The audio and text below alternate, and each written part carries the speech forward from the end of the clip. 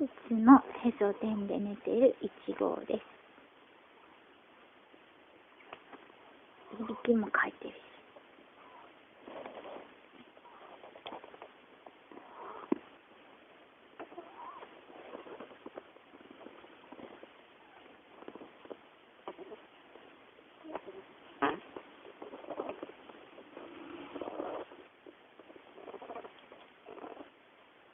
2号起きました。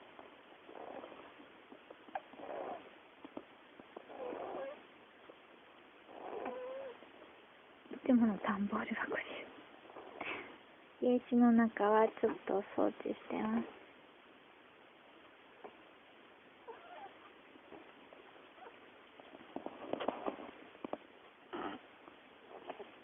いびき聞こえるかな。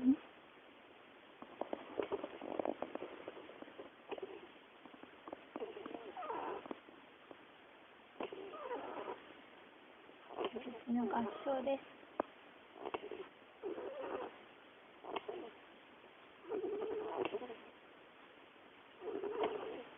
1号と2号が1を書いてます。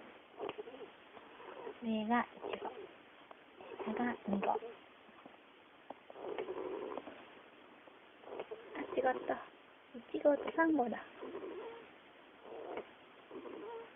1号が上、下が3号。2人で合唱しながら寝てます。